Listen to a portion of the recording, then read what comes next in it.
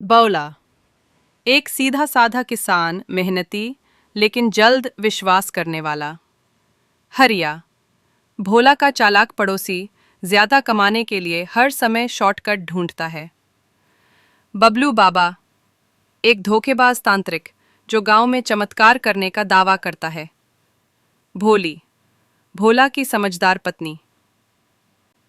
गांव में एक किसान रहता था, नाम था भोला।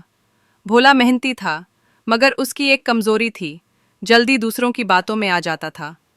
एक दिन उसका पड़ोसी हरिया उसके पास आया।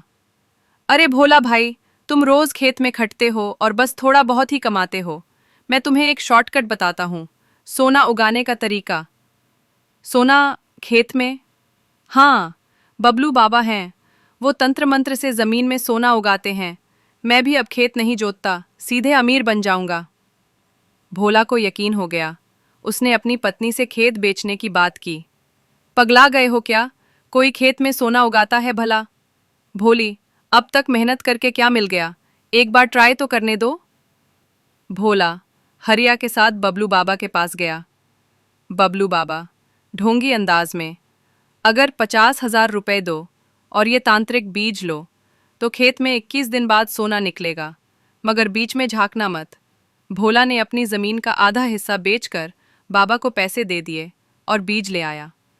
21 दिन की आशा और धोखा। भोला रोज खेत पर जाता, लेकिन बीज नहीं छेड़ता। 21 दिन बाद पूरे गांव को बुलाकर खेत खोदने लगा। अब देखो, खेत से सोना निकलेगा। धीरे धीरे खोदते हैं, मिट्टी और फिर कुछ नहीं। अरे भोला, तू तो सच में पगला गया।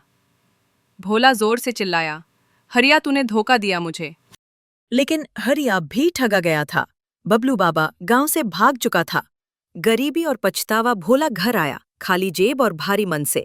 भोली कुछ नहीं बोली, बस एक लोटा पानी और रोटी आगे रख दी।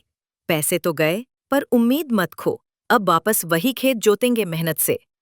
1 साल बाद भोला ने फिर से मेहनत की और उस साल उसका धान इतना निकला कि 5 गुना मुनाफा हुआ। गांव वाले अब उससे राय लेने आने लगे। भोला भाई, अब तो आप अमीर हो गए, कोई और जादू मिला क्या? हाँ, एक जादू है, नाम है मेहनत।